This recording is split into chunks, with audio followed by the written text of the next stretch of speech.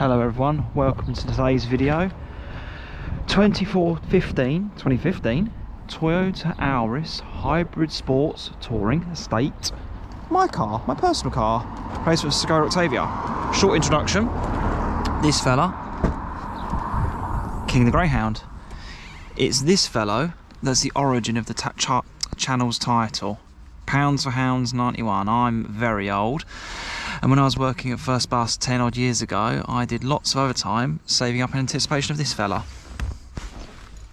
Love you, boy. So, what did I buy? October, November last year. 2015 model. One thing I didn't show you, not that it's really important. One owner from new. Original blue tape. Yes. See you soon, son. Good lad. So, hybrid. Good green credentials. Full leather, panoramic roof. Little man, that's my lady. Special girl, not this particular example, but one that's a bit more like it, a bit more fleshy.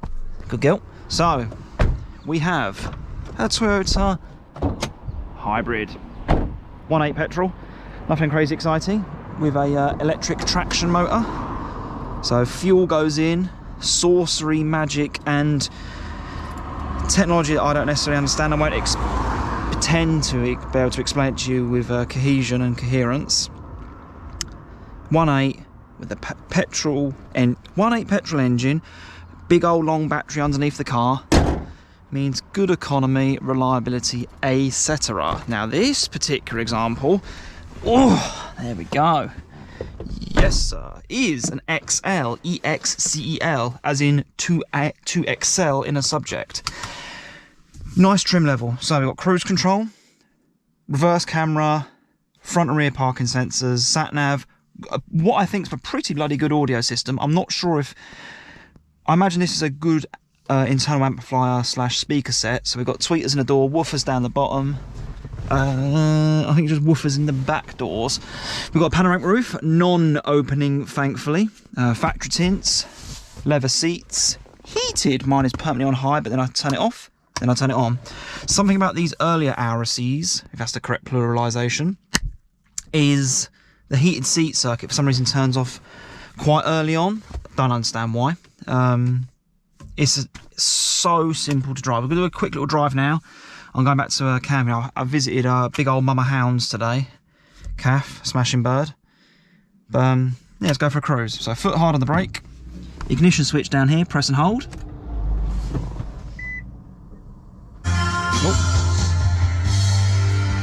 Come on. There you go, bit of old Genesis, I'll show you, because I'm yes, Genesis seconds out, live 1977 in Paris. That track. Supper's ready. Okay. CVT, so it's essentially a one-speed operation. Foot on the brake, into drive. We're electric right now. Let's turn the blowers off. Dip beams on. Look.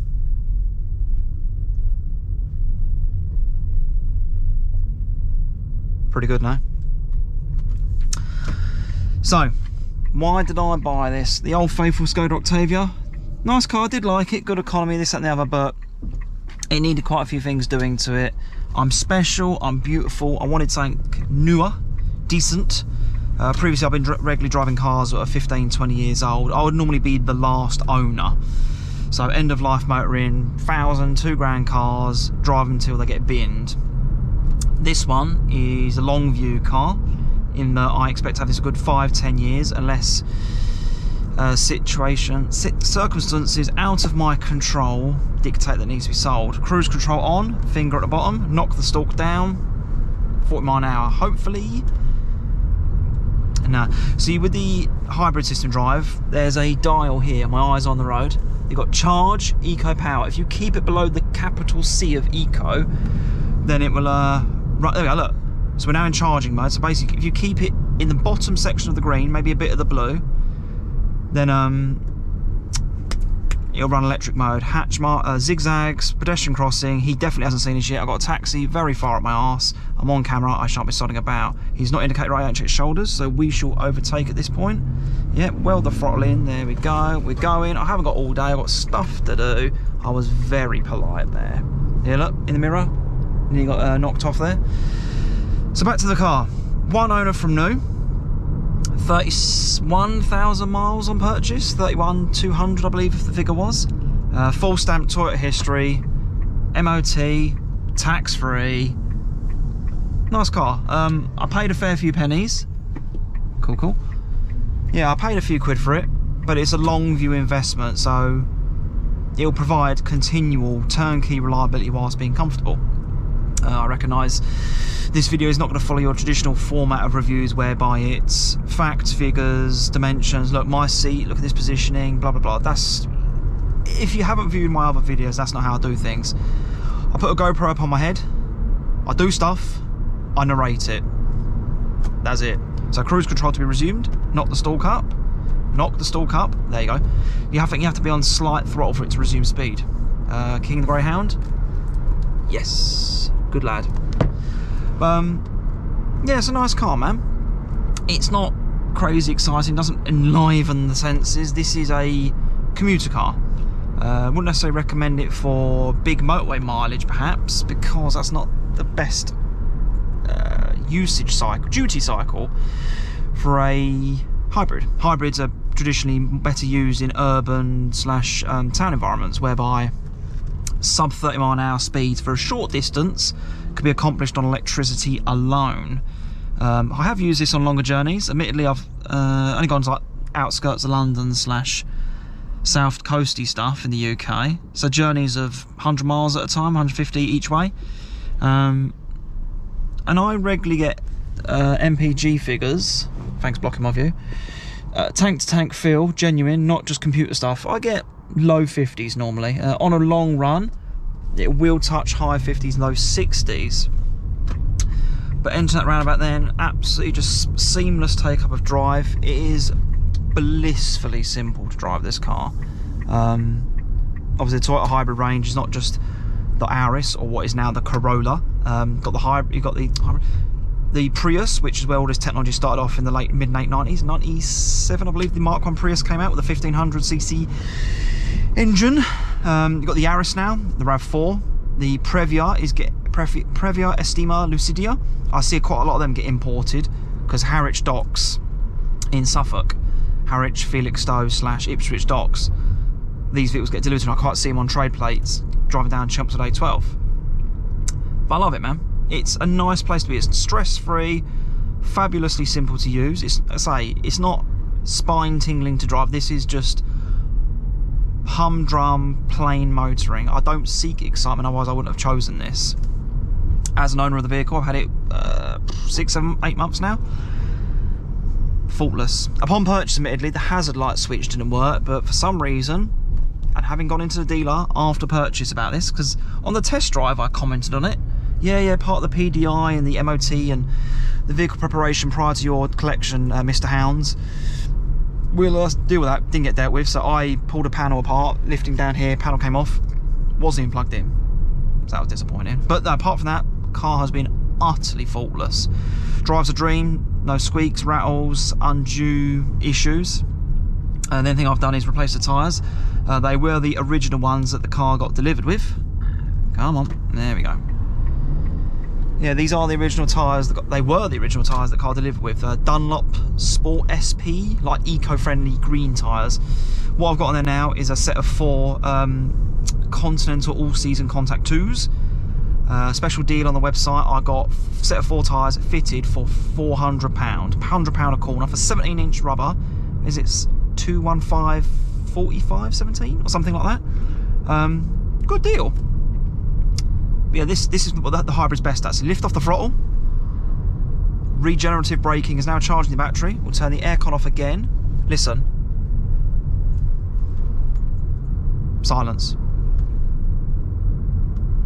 Not bad, no. Does seat. I've had 5 adults in this car because these are quite commonplace as taxi vehicles. Not great. It did struggle a bit. Good observation there, girl. Yeah, good observation. And good observation. Yeah, 5 adults in this car. Not stunning. It can be done, but it's a bit of a tight fit for things like that, like airport taxi runs, what have you. I imagine a Avensis would be more suitable.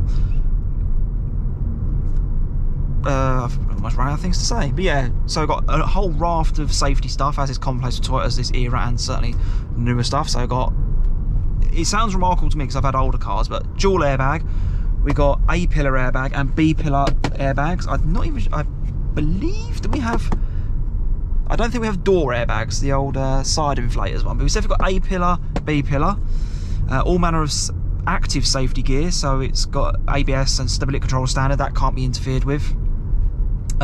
Electronic power steering, that's not a safety feature per se, but eases the burden of driving somewhat. I say, look, absolute cinch to drive. So you can do a little finger even, look. So simple to drive. Well, it's got a self-parking feature down here, so it'll measure the length of the bay beside you. It's only for parallel park, so it'll measure the bay beside you, and then just having your foot on the brake alone, it will do self-steering using the parking sensors to park. I've not tried that yet. I'm not particularly keen, to be honest with you. Rear view cameras mentioned earlier on, front and rear parking sensors. Hasn't got automatic braking, doesn't have blind spot monitoring. Not sure there's much else to be said about that. But yeah, very comfortable. Running costs have been absolutely minimal. It's still within the Toyota 10-year warranty. So I shall, for the next 2 services, I'll be taking it to genuine Toyota dealer to ensure the warranty is not withheld. What's the way of putting it? Upheld. That's a better word. So there's a 15-year warranty on the hybrid battery / drive, I believe, and then all other running gear is 10-year. Then after that, I'll go to a decent independent garage, because I've had, immediately after purchase, a few weeks after, I got numerous emails about how my warranty shall be running out and you need to get a service, MOT, etc. It was fairly pricey, but a vehicle of this provenance and age, yes, it is worth upholding. Power mode, accelerate, go, go, go, go, go. So it's not a slouch, but she can get out of her own way back into eco. Primarily, I operate this vehicle exclusively in eco mode, so I believe that gives a slightly weaker version of the aircon and a much more gentle, progressive acceleration. Hopefully it improves the fuel economy characteristic. But if you're doing 60 mph on cruise control, as I so often do, as you're about to experience, 60 mph on cruise control, what does it matter if you're in a powerful mode or not? Blast! I should have taken lane 2. Park is on a button, not a lever. Handbrake on, not an electronic handbrake. This gear lever down here, you've got reverse neutral drive. And B, I don't know what the B stands for, braking, engine braking. Basically, going downhill, you knock it into B, engine then starts revving to a set RPM. I can't quote your figure because I haven't got a tachometer to show you the individual engine revolutions. Red light jump. But yeah, so the engine, lots of juice going into the battery. Yes, you're using fuel, but it will assist in downhill descent. So rather than burn out the brakes and hold on the pedal all the time, you can just knock it into B and it'll rev up a bit and slow the vehicle down. We're about to do a proper dual carriageway now, so I'm going to bang on a indicated 60 mph, which is about 55 real world. So accelerate, accelerate. So look, eco mode, full throttle, 60. It's not slow, but I've driven quicker, of course. What else is there to say about this? It's blue. I don't know the name. Bear in mind, I absolutely love vehicles. Weak horn. I absolutely love vehicles. Wheels, engine, seat and sails or rails, you've got my attention. I know so little about this car. I'm embarrassingly unprepared for this video, but I just did it off the cuff. It's been a long while since I've done any long format stuff for you kind viewers. But yeah, I know so little. I can't even quote you facts and figures about it. I think it's got approximately 130 horsepower, but that's a combined horsepower in that the tractive motor is also included in that figure. So I don't think the engine kicks out a tremendous amount, more than enough for my needs. So this right now, I went quiet to demonstrate the noise. This is my commute every day.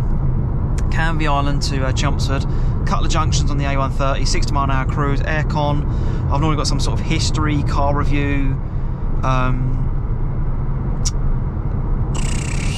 true crime thing, Bluetoothing through the stereo, and I just ease into lane 1 and just enjoy the ride. But it's driving characteristics now, seamless. There's a bit of road noise, a lot of glasses and estate cars, so it's going to be not boomy, but there's going to be some deal of transfer of tyre noise to the cabin. Fabulously comfortable, the leather seats are nice.